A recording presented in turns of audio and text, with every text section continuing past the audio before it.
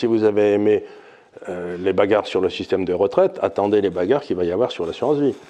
C'est celle-là qui va faire mal. À partir du moment où l'État ne peut pas rembourser sa dette, il va faire tout ce qu'il faut pour vous ruiner, quoi. Moi, ça me paraît tellement évident. C'est-à-dire que là, on ne parle même pas d'un risque de krach boursier ou de défaut de dette. C'est automatique, ça va se passer. Voilà. Donc, cette histoire, il faut absolument que les gens se rendent bien compte que là, ils sont quand même dans une situation où ils sont certains de perdre et peut-être de ne pas retrouver leur capital.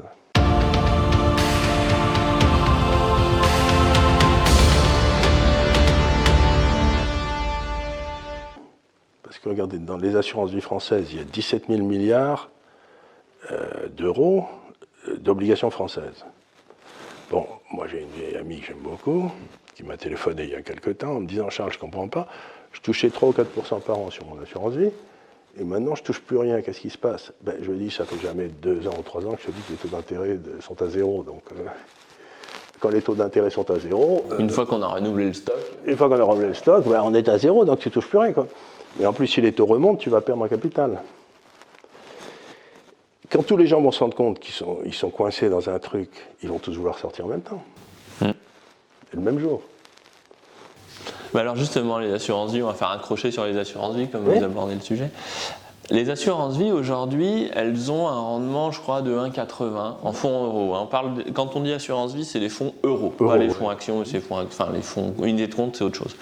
En fonds euros, on va dire qu'on est à peu près à 1,80, sachant que les taux sont à 0, voire plus bas, pour l'essentiel des bonnes obligations. Donc ça veut dire qu'on vit sur le stock. Oui, c'est-à-dire qu'on vit sur une obligation qu'on a achetée il y a 4 ou 5 ans à 4%, et qui vous donne aujourd'hui, Et c'est une moyenne pondérée qui fait qu'on gagne plus que ce que les marchés donnent. Voilà, parce que c'est des vieux marchés qu'on utilise. Mais du coup, à l'inverse, dans un article de l'Institut, vous avez écrit pour l'Institut des libertés, vous expliquez très justement que le jour où les taux d'intérêt remontent, parce qu'à un moment, ils vont finir par remonter. Oui, parce qu'on ne peut pas rester avec des taux d'intérêt à zéro, c'est pas possible. Voilà, sinon ça s'appelle de l'impôt, c'est tout. Et puis surtout, il n'y a plus d'outils pour sélectionner les bons et les mauvais investissements. Donc ça ne fonctionne pas. Et si on poussait ce raisonnement plus loin, ça veut juste dire que l'économie tendrait à s'appauvrir. Absolument, ce qu'elle fait d'ailleurs. Qu'on finirait au niveau du Bangladesh. Oui, l'Union soviétique, c'est pareil. C'est ça. Donc on va admettre quand même que les taux vont finir par remonter.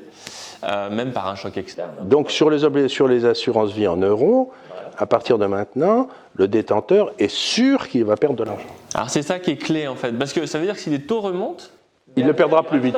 Derrière, le stock. Et le stock, il sera négatif. Il sera négatif. Et donc il est sûr que pendant 3, 4, 5 ans, à un moment on va passer de 1,8, 1,4 à 0,5 ou je ne sais pas quoi, puis ensuite on passera de 0,5 à moins 0,5, et moins 1, moins 2, moins 3. Et il faut être fou comme un lapin, comme je le dis toujours, pour garder une obligation en euros. Qu'on ait un rendement inférieur à ce que le marché fait, d'accord, mais pourquoi perdre ? Parce que quand une obligation, si vous achetez une obligation à 103 et qui sera remboursée à 100, ce qui est les taux négatifs, vous achetez à 103 quelque chose qui vous sera remboursé à 100. Donc vous êtes certain que vous allez perdre. Donc aujourd'hui, le cours va passer de 103 à 100, doucement en 10 ans, donc vous allez perdre un peu chaque année. Mais si le taux repasse de 0 à 2%, votre obligation à 103, elle va passer à 92. Et donc vous prendrez tout de suite la perte de 103 à 92. Et pourquoi il serait obligé de vendre l'assureur ? Parce que passer à 92, ça veut dire que l'assureur, entre-temps, il a vendu l'obligation alors que les taux ça sera automatiquement, la valeur de l'obligation est déterminée par le dernier cours, le dernier truc qui a été vendu. Donc lui, il ne la vendra pas, mais il sera obligé de la mettre dans ses comptes à 92. Mais il sera obligé, il la garde dans ses comptes, il sera remboursé à 100, enfin à 98. Il sera remboursé à 100 alors qu'il a acheté à 102, oui, mais s'il doit donner des comptes au client qui veut sortir aujourd'hui, son obligation, il ne la vendra pas à 100, il la vendra à 92. Donc il est obligé, pour des raisons comptables, de faire rentrer l'obligation à la valeur de marché d'aujourd'hui, pas à la valeur de marché au moment où ça a été acheté, ce serait trop facile. Et donc, donc vous êtes toutes les obligations en euros aujourd'hui. Et alors, ce qu'a fait passer le gouvernement français, qui est très habile, M. Sapin, il y a quelques années, il a fait passer une loi disant que si tout le monde voulait sortir, on ne rembourserait pas. Enfin, je veux dire, on bloquerait tout. Ça veut dire que le capital des Français, les 17 000 milliards, il peut devenir non accessible. 1500 milliards. 1700 milliards d'euros. il peut devenir non accessible à n'importe quel moment. Le gouvernement français décide que le marché devient pas capable de traiter l'offre et la demande, donc il ferme, et vous restez avec des obligations sur lesquelles vous êtes certain de perdre. Faisons une petite pause car il est très important de bien comprendre la mécanique d'un fonds obligataire, comme peut l'être le fonds en euros d'une assurance vie, pour que vous ayez bien compris pourquoi l'affaire est aujourd'hui pliée. Premièrement, je rappelle que les encours du compartiment en fonds euros des assurances vie se montent à 1788 milliards d'euros en 2019. Les obligations d'État et d'entreprise représentent 80% de ces 1788 milliards d'euros, soit 1400 milliards environ. Sur ces 1400 milliards, c'est environ la moitié, soit 40%, qui est constituée de dettes d'État, dont essentiellement la France. C'est à ce niveau que se situe le risque pour les détenteurs d'assurance vie en fonds euros sur un éventuel défaut de la France sur ses dettes.